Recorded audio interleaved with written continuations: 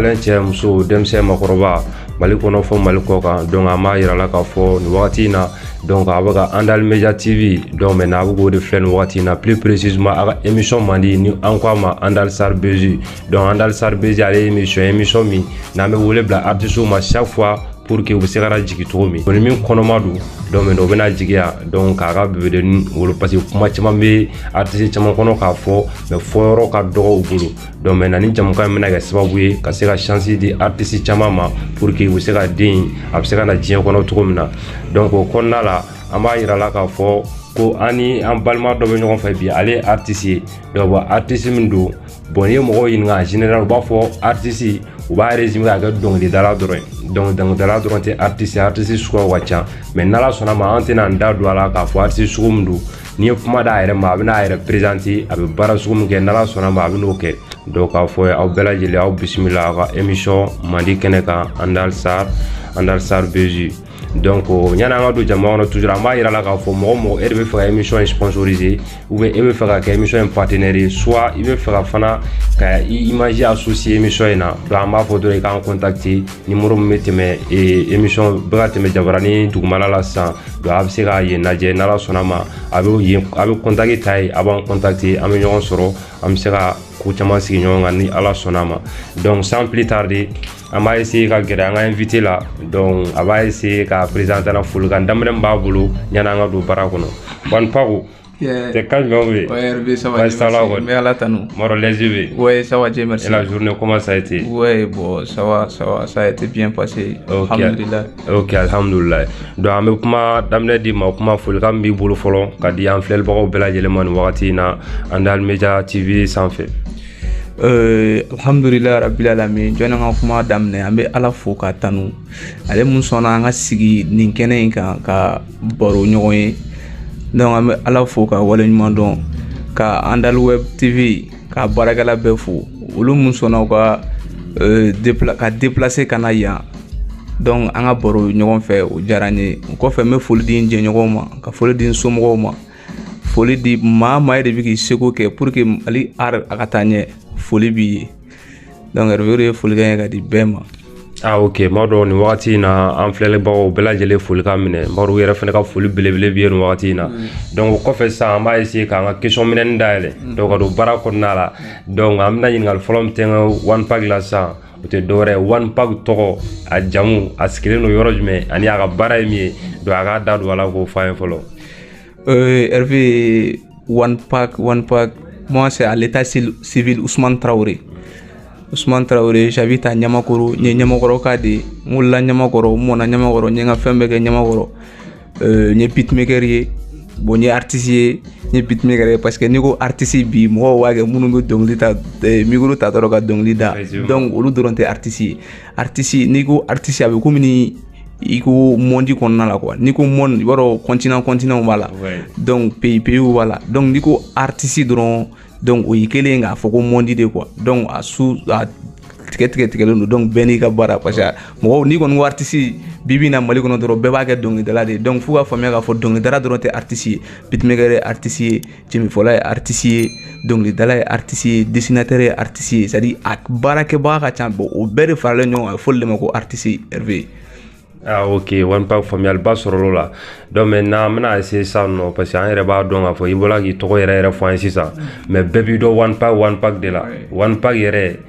a kɔrɔ ye di ou bien a nana cogo di Hervé o yɔrɔ mɔgɔ caman bɛ ɲininkali kɛ One Pac a sɔrɔla cogo di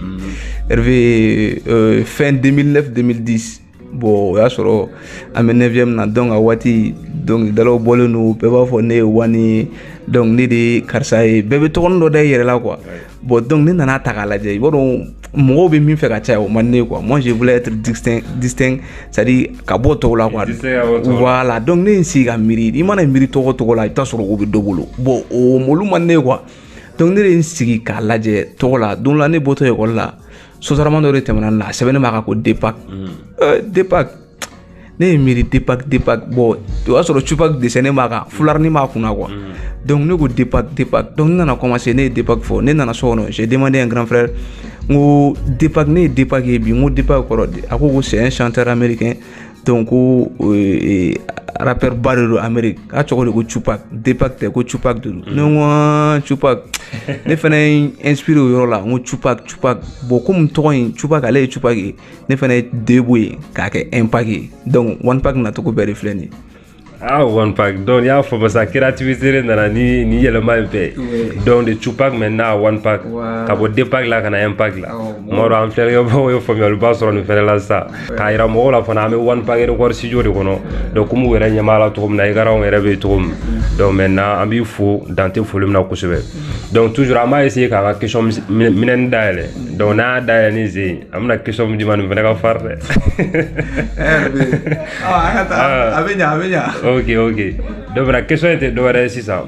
donc i yɛrɛ ɲumana i ka kuma daminɛ i y'a yira k'a fɔ i ye beatmaker o de y'i ka baara ye donc ni artiste min i ye beatmaker de donc maintenant est-ce que i bɛ se ka beatmaker in k'a fɔ an ye kan na an bɛ kan min faamu et puis a tigilamɔgɔ ka baara kan ka kɛ fɛn jumɛn de parce que tubabu ɲumana ko la connaissance du mot connaît à la connaissance de la chose n'i ye fɛn dɔn a b'i taga sira nɔgɔya kosɛbɛ. Siga t'a la. Voilà. Hervé, au fait n'i ko beatmaker.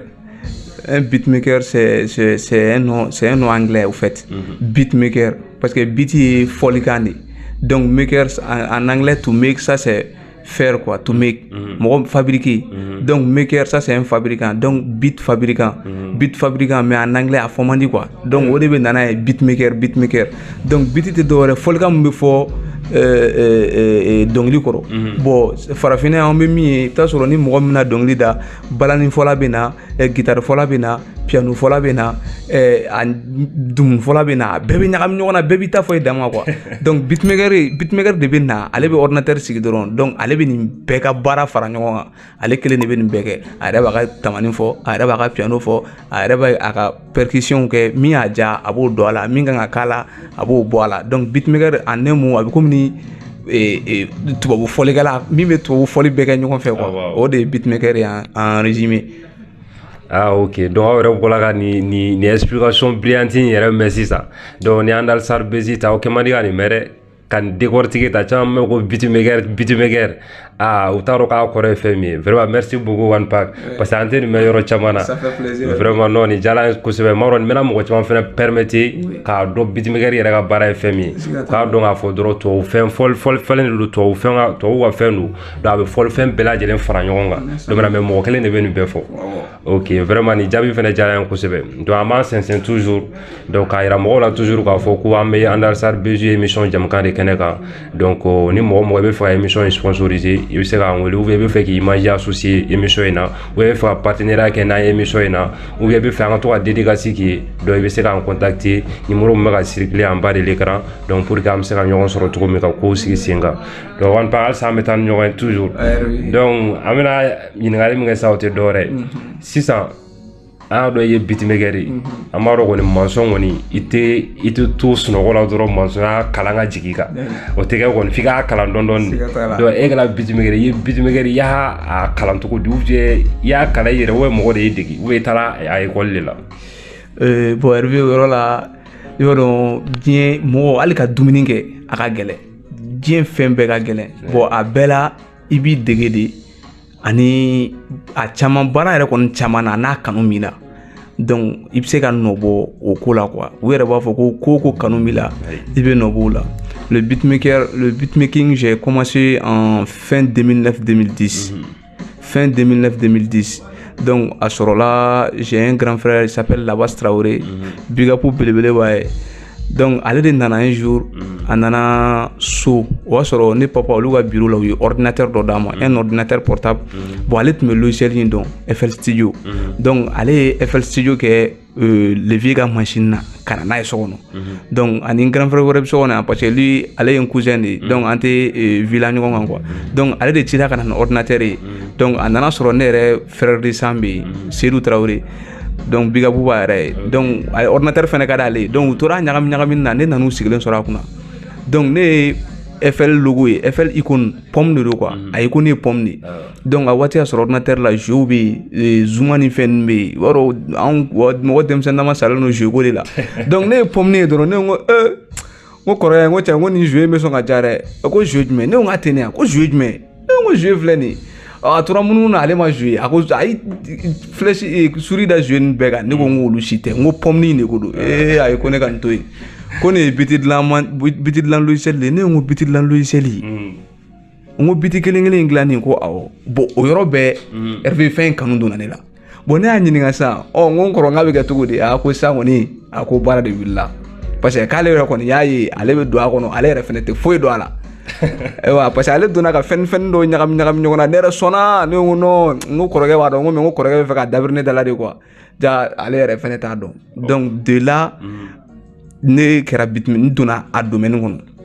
donc n ye sɛnsɛn ten dɔn parce que u b'a fɔ ko i y'a mɛn i ɲɔgɔn dɔnkɛla tɛ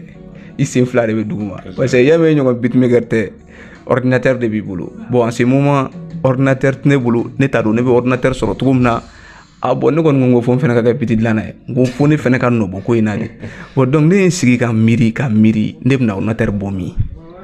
donc ne ye levier contacté o la ne ko bon komi an bɛ lycée la n ko an bɛ to ka recherche dɔw kɛ n ko ordinateur ko dɔ bɛ sɔn ka fisaya dɛ n ko o bɛ recherche tɛ la levier ko ouais k'o ye idée ɲuman ye donc a unité centrale dɔ ɲini ka na o sigi so kɔnɔ ani connexion dɔ pour que recherche ka kɛ donc o kɛra dɔrɔn ne ye grand frère contacté a n ko ordinateur dɔ sɔrɔla n ko comme don ye levier ta ye o tɛ sɔrɔ ka kuma bɛɛ donc n k'a ka na biti dilan logiciel in sigi ne ka ordinateur la donc a nana logiciel sigi ordinateur la donc ne commencera ka to ka n dege a la dɔn bon au début je me suis auto formé n y'a kɛ mais i b'a dɔn biti dilan na c'est à dire auto formation ale fɛn in tɛ sɔn o ma quoi fo parce que womisɛnnin a kɔnɔ ka dun trop Hervé a kɔnɔ ka dun yɛrɛ de a kɔnɔ ka dun mais n'i sigi ka mɔgɔw ye k'a kɛ dɔrɔn i b'a fɔ ko kɔnɔgɔn b'a ka sɔrɔ i bɛ taa sɔrɔ ko fɛn dɔw bɛ yen i bɛ mɛn olu ɲinini na donc moi j'ai fait 2 à 3 ans ne sigilen bɛ kɛ ordinateur kunna su ne ɲɛ wagalen bɛ ordinateur la i bɛ mun na ne ko n bɛ leçon ta la ne bɛ n ka pomme barani k'o dayɛlɛ k'o réduit donc Microsoft Encarta o y'a sɔrɔ olu de bɛ yen a waati dictionnaire ni fɛn recherche fɛn donc ne levé na ka mɛn dɔrɔn ne b'a don a la a ko k'ale ne ka nin recherche in k'ale ma foyi faamuya a la ko écouteur ye o ye écouteur b'i tulo la e sigilen don ko recherche n ko pas dɛ n ko u bɛ to ka Encarta in kɔnɔ o y'a sɔrɔ u bɛ to ka fɛn dɔw traduit Lamartine ka fɛn ninnu ani Alphonse Lamartine ani Victor Hugo ninnu olu ka poème dɔw tun b'a la donc olu dɔw audio tun b'a la quoi donc ne ye écouteur d'a ma don la n k'a k'o lamɛn n ko nin ye nin ka fɛn poème de ye quoi n ko nin y'a vocal de donc n ko nin na i bɛ se k'a faamuya o la ka ɲɛ n ko parce que maître yɛrɛ b'a exiger n ka to k'a fɔ ka ɲɛ a ko ouais c'est bien donc a tɛ kuma écouteur ko la donc ne fana ye n sago kɛ sa su o su ne de bɛ pomme barani da la su o su ne de bɛ pomme barani da la mais n nana t'o la parce que fɛn in filɛ ni mɔgɔ wɛrɛ m'i kalan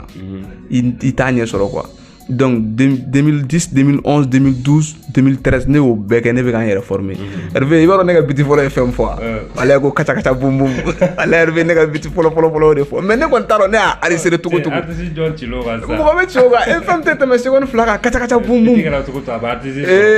Hervé ni mɔgɔ si kun t'a ne yɛrɛ kun b'a dɔn ko nin ne kɔni enseignera parce que ne t'a dɔn ne y'a kɛ cogo donc ne bɔra n'a ye j'avais un ami aussi n'ale ye 10e kɛ Mohamed Lamine Kone lui il habitait pas trop de chez moi nka big up wa ni waati la donc n taara yira ale la n ko n ko ne ye biti dilan a ko k'a fɔ walayi ne ko n k'a tɛ nin kun na ne ye sɔn k'a la dɔrɔn a ko kaca bum bum ko biti bɛ ne ko mais n ko biti de filɛ nin ko jɔ k'ale ko ne ka mɔrɔna ko ninnu k'ale t'a la dɛ ko ne ka wuli ka taa ne ko bon n ko a don ne stressera dɔɔnin parce que ne yɛrɛ sɔnnen b'a yɛrɛ n ko ko b'a dɔn ja ne ma foyi kɛ donc ne ko non la komi ale ye ne gɛn donc ne bɛ courage ta f'a ka tila ka n'a fɔ k'ale sɔnna quoi donc an nana t'o la 2014 2015 ni n ka sensei yɛrɛ nana don ɲɔgɔn na n ka maître Young Mo Easy on the track ale bɛ Senu belebele dalen bɛ Senu ale ma ye dɛ sensei Young Easy on the track a bɛ fɔ ale ma ko 16e dan de Hervé ayi ale ye biti 16e dan de bon ne yɛrɛ ye biti 8e dan de donc an bɛ ka sensei ayi ne b'ale kilancɛ la ale ma ye dɛ donc ami donc n'ale fana nana contact ta o cogo la par les mêmes grands frères là-bas donc an ye contact échanger donc ne tun bɛ to ka taa ale fɛ yen ale b'a ɲɛ yira n na nin bɛ kɛ tan ne nin bɛ kɛ tan ne kana décourager fɛn min filɛ a ma nɔgɔn effectivement a ma nɔgɔn Hervé a ma nɔgɔn mais ale ye siraw yira n na dɔn Hervé n'i y'a mɛn ko one pack bi ala ta kɔfɛ Hervé ne fa ni n baw ta kɔfɛ c'est à dire n jɛɲɔgɔnw ta kɔfɛ c'est à dire one pack yɛrɛ ye Young Mo de ye quoi 16 16e dan sensei 16e dan one pack yɛrɛ yang mo easy de quoi donc o de one kɛ one o de one pack kɛ one pack n'i y'a mɛn one pack bɛ biti dan na bi wallahi Hervé yang easy don n se k'a tɔgɔ jugu fɔ c'est à dire ala de bɛ a sara a ye min kɛ n ye c'est à dire n t'a dɔn n bɛna a wale ɲuman dɔn cogo min na ne kɔni n bɛ seko kɛ mais halisa o tɛ n bɔ quoi c'est à dire n bɛ fɛ ka ko de k'a ye c'est à dire min bɛ a yɛrɛ dabali ban quoi ni ala sɔnna Hervé a bɛ ɲa one pack kɛcogo filɛ ni beatmaker ye bon fo kana Sansizi yɛrɛ ye nin mɛn dɛ donc bon an tɛ se ka tɛmɛ nin yɔrɔ la n'an yɛrɛ fɛnɛ ma big up belebele k'i ye parce que ne fɛnɛ kun tɛ bi a ma gɛlɛn an ka se ka one pack fɛnɛ sɔrɔ k'a kɛ e ka produit ye bi ka se ka mɔgɔw fɛnɛ lanisɔndiya o kun ka gɛlɛn donc an fɛnɛ ka foli belebeleba b'i ye n'o ye Andal Media ye an ka foli belebele b'i ye bi. Ouais. One pack. Ah. C'est folie billet. Donc on a sincère au tour Hervé, on a parce que au début il y a donc les d'accord c'est pas facile surtout en société kono surtout en Minyamakoro donc akuma ka chango ba fo karta dengerata bo abin nege sa mais ni femme ka di Hervé wallahi ni femme ka di be percer ala ne débrouiller quand sincère depuis fin 2009 Hervé ne bɛ ko in na mais ne sera ka studio n yɛrɛ tɔgɔ la studio dayɛlɛ alhamdulilayi Hervé ma pressé kuma bɛ ka n tan kɔnɔ la Hervé mais bi kɔni alhamdulilayi wallahi Hervé n bɛ ala fo ka barika da Sidiki Jabate yɛrɛ ɲuman na bi ka di ni kunu ye wallahi Hervé bi ka di ni kunu ye dɛ donc ko bi ka di ni kunu ye de one pack yɛrɛ kuma ka ça veut dire que ko bɛ ka taga dɔɔni dɔɔni a bɛ ka ɲɛ dɔɔni dɔɔni quoi donc an bɛ tɛmɛ n'an ka ko ye halisa donc a yirala k'a fɔ toujours a bɛ Andal Media TV web a b'o jabaranin de lajɛ nin waati in na plus précisément a ka émission man di n'an ko a ma Andal Star Bezi donc ale bɛ wele bila artistes ma chaque fois pour que u ka se ka na jigin artistes ka dɔgɔtɔrɔso u ka maternité donc u bɛ na dɔrɔn u bɛ jigin kuma fɛn b'u kɔnɔ u b'a fɔnɔ donc a bɛɛ bɛ fɔ yan n'Ala sɔnna ma donc a yira toujours an bɛ one pack record an b'o studio de kɔnɔ nin wagati in na ani one pack belebele yɛrɛ fɛnɛ de bɛ ɲɔgɔn fɛ donc n'Ala sɔnna ma one pack yɛrɛ bɛ jigin a bi an t'a dɔn den bɛna kɛ cɛ wa a bɛna kɛ muso de n'Ala sɔnna ma a kɔni bɛ jigin yan nɔ donc one pack o tɛmɛnen kɔfɛ an b'a essayer an ka question barani dayɛlɛ toujours parce que o dayɛlɛlen de b'an bolo bi a falen don tɛ donc n'a y'a dayɛlɛ sisan an bɛ min ta sisan an bɛ kun ko ten tɔ dɛ k'an bɛ kun donc question min bɛ gɛrɛ sisan o tɛ dɔwɛrɛ ye parce que i b'a dɔn art yɛrɛ filɛ nin n y'a fɔ k'i artiste ye bibi na an ka société yɛrɛ kɔnɔ dɔrɔn mɔgɔw t'a faamu surtout dɔnkilida domaine aw ni dɔnkilidalaw de bɛ baara kɛ donc n'a fɔra k'i artiste ye dɔrɔn a faamuya man di surtout au niveau de la famille du kɔnɔna yɛrɛ la a faamu man di donc maintenant i ka mɔgɔw kɛlen k'a dɔn k'i ye beatmaker ye i bɛ tubabu fɔli ne kɛ tan donc maintenant wa réaction kɛra mun de bon là Hervé moi au début ne ye n dogo yɛrɛ surtout n'i y'a f'i ye ordinateur ni fɛnw sɔrɔ cogo min na parce que levier yɛrɛ filɛ olu ka silamɛya ko de ka bon n'a yɛrɛ fɔra k'e artiste ye bi o ka fisa i ye dɔnkilidala ye dɔrɔn ayiwa bɛɛ b'a bolo bɔ i kan karisa a ye tɛ la ko karisa ye dɔnkilidala de dɔnkilidala yɛrɛ ye maa ɲɛnɛmaya hali n'i taara k'i bɛ taa denmuso nɔfɛ k'a bɛ mun baara de kɛ ko dɔnkilidala dɔnkilidala yɛrɛ ye maaya or que u b'o lagosi yan or que yɔrɔ wɛrɛw la mɔgɔ wɛrɛw bɛ ka balo u ka dɔnkili la Hervé artiste yɛrɛ filɛ c'est à dire mɔgɔ de b'i yɛrɛ kɛ mɔgɔ c'est à dire i bɛ yɔrɔ o yɔrɔ mɔgɔ de b'i yɛrɛ bonya e de b'i yɛrɛ dɔgɔya quoi donc k'a fɔ k'e artiste ye min kɛ tan bon n'i y'a ye u b'a kɛ parce que image ɲuman de ma yira parents na donc dɔw bɛ image ɲuman parce que u bɛ image kolon de caman ye ni ɲuman ye quoi donc o de y'a to ni min ko k'a bɛ kɛ artiste ye dɔrɔn les parents ils vont s'opposer mais ne kɔni ka famille na au début n y'a dogo ka dogo mais Hervé ko bɛna se waati dɔ la i yɛrɛ seko tɛ bilen wa i seko foyi tɛ donc a bɛ bɔ a diyara i ye a ma diya i ye a bɛ bɔ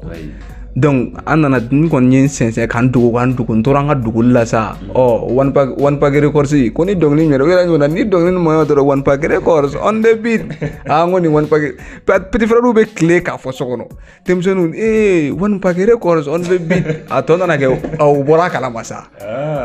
bon la maman ale Fatumata Diallo fulamuso foli b'i ye foli b'a ye wali yɔrɔ in na walayi mais la maman je la salue a ye n dɛmɛ ni n ka projet fɛn fɛn f'a ye ni min kɔni tɛ kojugu ye donc a bɛ n soutenir à 100% les frères les sœurs bɛɛ ko parce que au début u b'a kɛ manana ko de n'i y'a fɔ mɔgɔ min ye dɔrɔn k'e bɛna mun kɛ ko ne bɛ fɛ ka kɛ beatmaker de ye beatmaker o ye mun ye beat dilanna o yɛrɛ ye maa ɲɛnamaya bon n'u y'o fɔ bon au début les grands frères olu tun b'a fɔ mais ne tun bɛ exemple ta k'a yira olu la beatmakeriw bɛ yan u bɛ ka se ka baara kɛ y a des Sidiki Diabaté y a des Benaflo y avait des Malvi des Chama des Bagaga production Zipagana olu bɛɛ tun bɛ yen y avait Visco ne ye olu ka exemple bɛɛ ta k'a yira la c'est à dire mɔgɔ filɛ min ka di ye i bɛ se k'a kɛ mais k'a fɔ ko kojugu don kojugu fɛnɛ tɛ donc n k'a ka di ne ye ne k'a kɛ de parce que kalan in de tun ye priorité ye donc alhamdulillah an ye kalan kɛ kalan banna bon donc sisan an bɛ k'an yɛrɛ kalan yɛrɛ ok an tɛ tɛmɛ o yɔrɔnin kan sisan nɔ One Pac a yira mɔgɔw la i yɛrɛ mɛna ko kalan banna One Pac ye kalan sugu jumɛn de kɛ parce que an ɲɛ b'i la biti fɔ de la n'i ye kalanso min kɛ n'i y'o fɔ an ye si ça concorde avec le beatmaker ya donc an b'o faamu n'a sɔrɔ o fɛnɛ tɛ a bɛ mɔgɔw bila cɛsiri fɛnɛ la tugun Hervé bon musique filɛ ne m'a kalan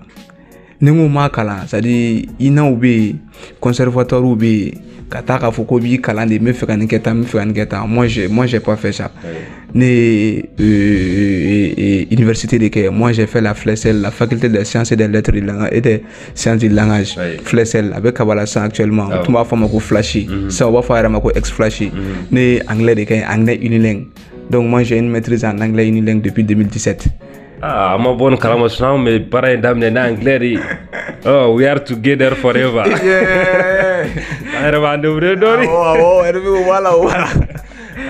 voilà ok One Pac o faamuna donc an b'a yira an filɛbagaw la toujours k'a fɔ k'u bɛ Andal Media TV donc Bugo Jabaranin de filɛ nin wagati in na plus précisément wa émission man di n'an ko ma Andal Sar Beji Andal Sar Beji ale jamukan toujours an bɛ artistes de wele pour que u ka se ka na jigi yan cogo min artistes ka maternité an b'a faamu o cogo la donc maintenant artistes bɛna jigi yan nɔ de donc an b'a yira la k'a fɔ toujours mɔgɔ mɔgɔ yɛrɛ bɛ fɛ ka émission in sponsoriser ou bɛ fɛ k'i image associer émission in na ou bɛ fɛ ka partenariat ɲini ni émission in ye ou ka to ka dédicace k'i ye donc i bɛ se k'an wele numéro min bɛ ka circuler en bas de l'écran pour qu'an bɛ se ka ɲɔgɔn sɔrɔ ka kow sigi sen kan inchallah donc maintenant an bɛ ɲininkali min kɛ One Pac la sisan nɔ donc One Pac i bɛ se k'a fɔ globalement i ye gɛlɛya minnu sɔrɔ ani i ye nɔgɔya minnu sɔrɔ donc maintenant ni kumakan laban min b'i bolo. Hervé o yɔrɔ la bon diɲɛ baara o baara Hervé gɛlɛya b'a la n y'a fɔ cogo min na gɛlɛya bɛ diɲɛ fɛn bɛɛ la bon beatmaker ya au fait ne ka passion don a ka di ne ye donc n ye a ɲɛɲini k'a dɔn mais gɛlɛya bɛ diɲɛ baara bɛɛ la fɛn filɛ studio tɛ dayɛlɛ ni wari tɛ parce que i bɛ ordinateur san i bɛ écran san les matériaux n'i y'a mɛn ɲɔgɔn yɛrɛ baarakɛla tɛ matériel de b'i bolo fɔlɔ matériaux sanni b'a la bon coup de main b'a la dɛmɛliw b'a la parce que i bɛ taa i ka kuma fɔ dɔ ye n bɛ fɛ ka nin kɛ tan u b'a fɔ ko sɛbɛlaman tɛ donc k'i débrouiller ka minɛnw san donc kana se fo bi ma Hervé ala yɛrɛ de b'a ala ani n jɛɲɔgɔnw ani n yɛrɛ de b'a dɔn n ye sɛgɛn min k'a la sinon je parle en connaissance de cause les beatmakers ils savent u b'a dɔn gɛlɛya min bɛ studio monteli la studio bɛ baara a bɛ wari min demander c'est à dire ala de b'a dɔn bon o gɛlɛyaw b'a la bon avec les artistes dɔw fɛnɛ bɛ na u dɔnkilida ka d'u ye mais u tɛ se dɔnkilida la fɔlɔ la ne yɛrɛ ni mɔgɔ tun bɛ bila ɲɔgɔn na parce que ne tulu ka kalan trop au début ni nana dɔrɔn i y'a kɛ tan dɔrɔn cɛ ne b'a fɔ n ka cɛ taa so bon ne ni mɔgɔ bɛ bila ɲɔgɔn na c'est un ami ale yɛrɛ bɛ da la $100 Pagasim Diallo c'est un ami d'enfance n'ale de ye fɛn in mouvement caman kɛ ɲɔgɔn fɛ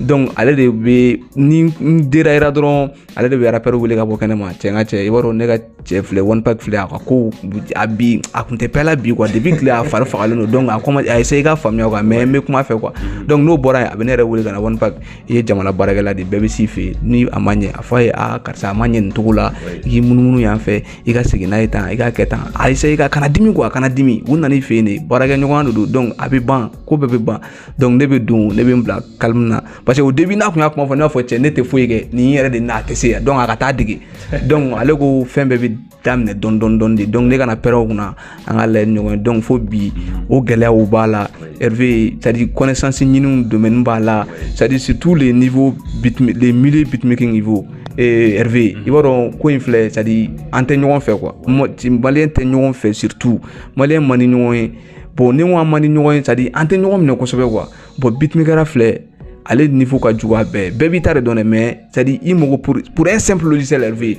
e m'a créé ne m'a créé i ma wari bɔ k'a san ne yɛrɛ ma wari bɔ k'a san mais i bɛ taa ko karisa mago bɛ nin logiciel la a b'a f'i ye k'a tɛ yen hali ni min ma f'i ye k'a tɛ yen a b'a f'i ye taa ka na sini cɛ ne bɛ baara la dɛ taa ka na i ka clé to yan i ka kɛ tan Hervé i bɛ munumunu ka dɛsɛ c'est à dire mɔgɔ b'a bolo bɔ kunnatɔ bolo ka sɔrɔ a ma kɛ ni kɛlɛ donc u b'o de kɛ ɲɔgɔn na quoi toi tu as le logiciel e ye logiciel sɔrɔ gratuit e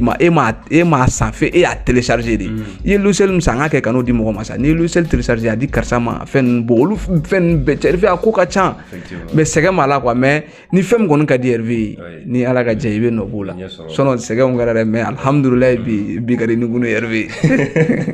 wari paw bi ka di ni kunu Hervé mais il y a une relation avec les autres beatmakers surtout Ɲamakɔrɔ yan nɔ ouais bon ne ka relation bon nous sommes en contact ou ka numéro bɛ n bolo on s'écrit sur WhatsApp parce que ko in bɛ cogo min na i b'a dɔn ni ye beatmaker ye temps ba tɛ k'i bolo mɔgɔw ka baara bɛ k'i bolo an bɛ don bon an bɛ ɲɔgɔn wele an bɛ ɲɔgɔn ka nouvelles ta et puis an bɛ ɲɔgɔn écrit sur WhatsApp mais ka déplacer parce que tout le monde reste dans son coin baara ka ca bɛɛ bolo a ka di i ye ka taa bɔ karisa ye mais i bɛ taa sɔrɔ e ka baara ka ca i bɛ taa karisa fɛnɛ fɛ i bɛ taa sɔrɔ a bɛ baara la donc a bɛ kɛ dérangement ye quoi donc n'i y'aw famana ɲɔgɔn ma a bɛ ɲɔgɔn wele ka ɲɔgɔn nouvelle ta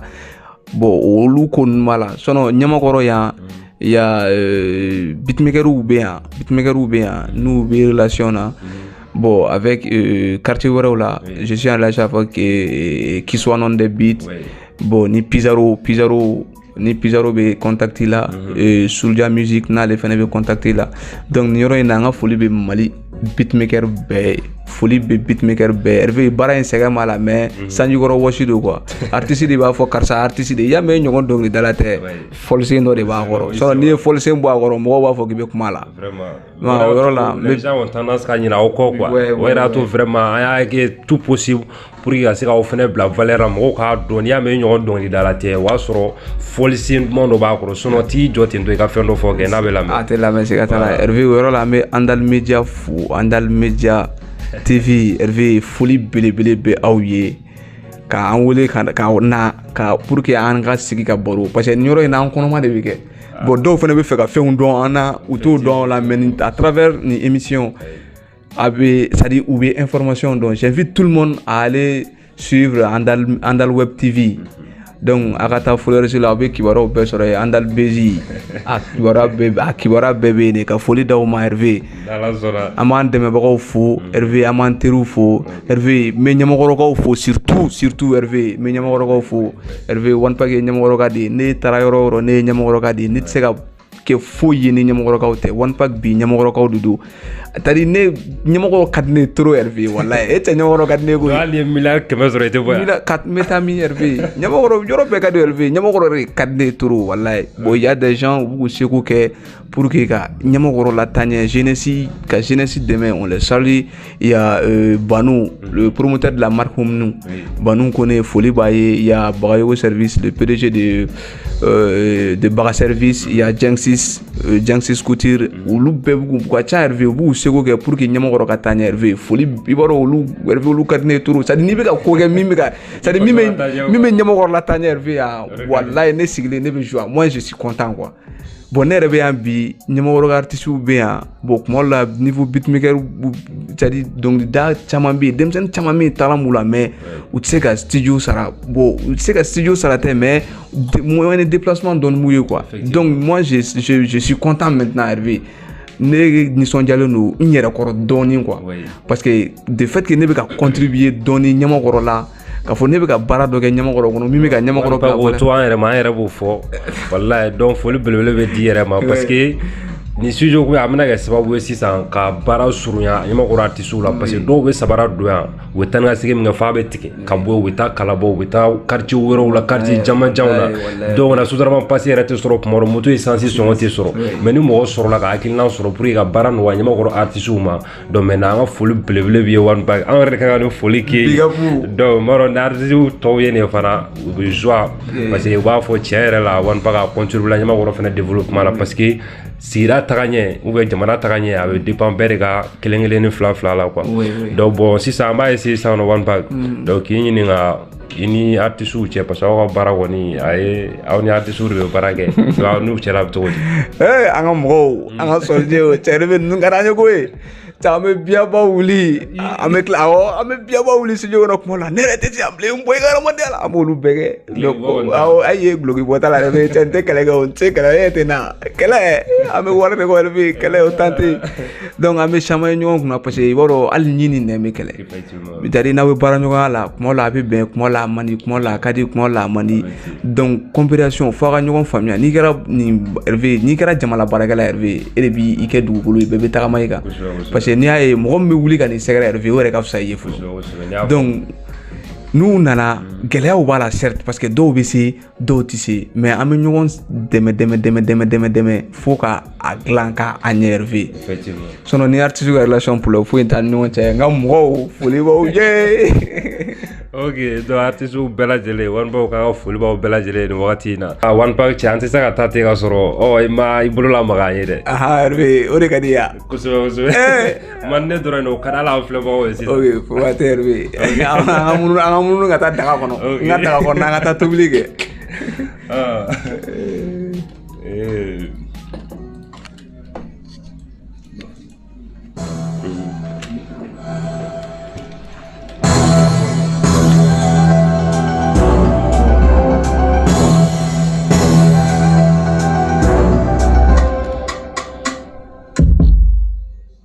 Hervé mo ka fili cogo min na bilahi ni mi ye nin fɛn nin bɛɛ de bɛ fara ɲɔgɔn kan ka kɛ biti Hervé ni mi ye nin fɛn kelen na nin bɛɛ de bɛ dɔ fɔ biti kɔnɔ Hervé non a ka misɛn mɛ nin fɛn ka misɛn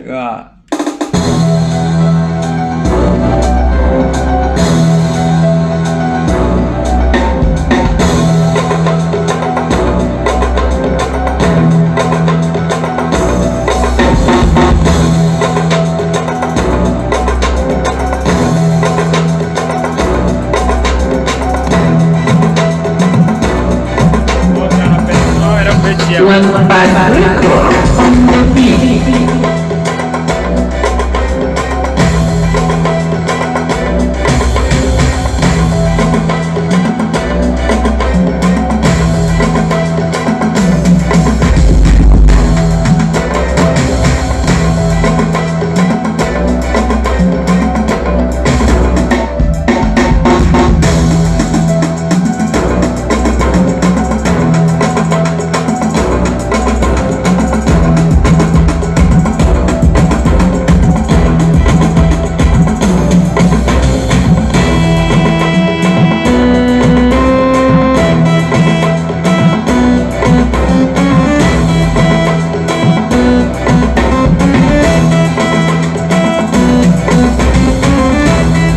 One Pac Record on the beat.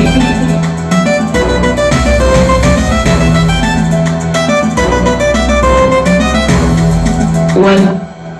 Aywa Hervé ne sense 8e dan wolo no n terikɛ non ne 8e ye ne 8e dan ne sɔrɔ ne bɛ fagali Hervé a bɛ ten vraiment merci beaucoup donc One Pac an tɛna kuma janya bilen donc an b'a ɲini fɛ donc i ka se k'i ka studio a destination a bɛ sɔrɔ yɔrɔ min na donc i ka se k'o décrit dɔɔni mɔgɔw k'a faamu donc laban na i bɛ se k'i ka contact fɛnɛ di pour que minnu mago b'i la u bɛ se k'i sɔrɔ cogo min na baara ɲɔgɔnya la quoi. Il y a pas de souci. Hervé ne ka studio bɛ Ɲamakɔrɔ a bɛ Ɲamakɔrɔ bon Sirabakɔrɔ Kɔkɔ parce que u bɛ a bɛ studio Sirabakɔrɔ ni Kɔkɔ de cɛmancɛ la mais en un mot a bɛ Ɲamakɔrɔ Jumeau Plaki la Sugukura u b'a fɔ o de ma ko Jumeau Plaki donc station baaraka ɲɛsinnen b'a ma n'i sera Jumeau Plaki la donc n'i bɔra Kalaban n'i bɛ ka bɔ Kalaban ka na n'i tɛmɛna Sugukura la n'i sera station baaraka ma tu vires à droite n'i vires à droite fɛ à 100 mètres studio bɛ yen bon n'i bɛ ka bɔ Tour de l'Afrique la n'i ye pont tigɛ i bɛna se station baraka ma station baraka bi gauche fɛ donc i bɛ virer gauche fɛ ka don carré kɔnɔ à 100 mètres i bɛ ɲininkali kɛ u bɛ One Pac ka studio yira i la ou bien n'i yɛrɛ t'o bɛɛ dɔn mɔgɔ Ɲamakɔrɔ terrain ba parce que Ɲamakɔrɔ terrain municipal donc ni yen fɛnɛ ma ja Hervé ma donc n ka contact mɔgɔ mago bɛ na c'est le 70 70 49 45 le 70 70 49 45 ou bien u bɛ se ka wara ka numéro ta o ka numéro ye 70 30 68 61 70 30 68 61 donc Hervé nin yɔrɔ la n bɛ foli yɛrɛ di aw ma kosɛbɛ Hervé aw ka nin baara in na bon foli belebele bɛ aw ye a caméraman minnu bɛ caméra kɔfɛ o Hervé yɛrɛ o minnu bɛna taa a kɛn foli bɛ aw bɛɛ ye parce que mɔgɔ minnu bɛ écran kɔfɛ mɔgɔw b'o de ye mais nin baara m'a dɔn baara nɔgɔn tɛ a ye Hervé foli bɛ di aw ma ka foli di an jɛɲɔgɔnw ma k'an faw fo k'an baw fo an kɔrɔ n'an dɔgɔw an tonton n'an tantiw Hervé an jɛɲɔgɔnw an teriw an baarakɛɲɔgɔnw an dɛmɛbagaw Hervé an bɛ bɛɛ de fo an bɛ bɛɛ de fo ko bɛɛ ni ce i yɛrɛ ye bɛɛ ni ce i yɛrɛ ye Hervé halisa Ala ka haminakow bɛɛ nɔgɔya Ala ka haminakow bɛɛ nɔgɔya Hervé Ala ka labanko ɲuman di ani silamɛ bɛɛ ma Hervé labanko ɲuman in de ka gɛlɛn ko Hervé Ala ka labanko ɲuman d'aw ma Hervé ka haminakow bɛɛ nɔgɔya halisa Hervé n bɛ foli di Andal Web TV mɔgɔw ma c'est-à-dire n tɛ se ka aw fo ka se a dan na quoi ne kɔni vraiment je suis vraiment content Hervé ne content na halisa aw ka nin baara in ka don mɔgɔw kan k'u ka u ɲininka u ka idée la parce que mɔgɔw bɛ artistes de wele ka caya mais u tɛ beatmakers wele artistes wɛrɛw bɛ yen u tɛ peintres wele bon nin bɛɛ dun ye artiste ye mais ni mɔgɔ ma sɔrɔ min bɛna don aw kan k'aw dɔn a dɔn man di quoi donc Hervé big up b'aw ye ɲɔgɔn bolo ballon Hervé foli belebele b'i yɛrɛ One Pac donc an b'a yira an filɛlibagaw la nin wagati in na toujours k'a fɔ an bɛ Andal Media Web TV de kɛnɛ kan a b'o jabaranin de filɛ nin wagati in na plus précisément a ka émission man di n'an k'a ma Andal Star BJ donc n'an bɛ wele bila artistes ma chaque fois u ka se ka na jigin an y'a fɔ a ye cogo min na ni émission in bɛ wele de artistes ka maternité u jigiyɔrɔ bon bibi na am se ka fɔ One Pac ale ta jiginna denkɛba dɔ la Sensei Junior ou bien donc an b'a hakili lajigin toujours mɔgɔ mɔgɔ i bɛ fɛ ka émission in sponsoriser ou bien i bɛ fɛ ka partenariat ɲini ni émission ye ou bien i bɛ fɛ ka image associer émission in na ou bien i bɛ fɛ an ka to ka dédicace k'i ye émission in kɔnɔ donc i b'an wele numéro la dɔrɔn min bɛ ka circuler en bas de l'écran donc n'Ala sɔnna ma i n'an bɛ ɲɔgɔn sɔrɔ donc One Pac bɔra k'a ka studio situé aw ye sisan donc n'Ala sɔnna ma n'a ma se k'a dɔw si la a ye contact min fɔ fana a bɛ se ka contact in ta o contact in fana n'an b'a faamu direct la a ka to ka pause minɛ ka to ka sigi segin a kan donc a bɛ numéro in sɔrɔ n'Ala sɔnna ma ani One Pac fana bɛ ɲɔgɔn sɔrɔ ni baaraɲɔgɔnya min bɛ yen nɔ o bɛ tɛmɛ aw ni ɲɔgɔn cɛ donc One Pac vraiment an b'a f'i fana ma merci beaucoup merci parce que a yɔrɔ baara in ma nɔgɔ aw fana sɔrɔ man di kuma dɔw mais aw sɔrɔ man di ciw ka ca mais k'i ka ciw bɛɛ dabila k'i programmer ka bɛn an ma vraiment a diyara an fana ye trop an b'i fo dan tɛ foli min na i ni ka équipe bɛɛ lajɛlen an ka foli bɛ bɛɛ lajɛlen voilà donc an b'a fɔ a ye émission in a bɛ dan bɛ sigi a la nin yɔrɔ la aw bɛɛ lajɛlen salamu aleykum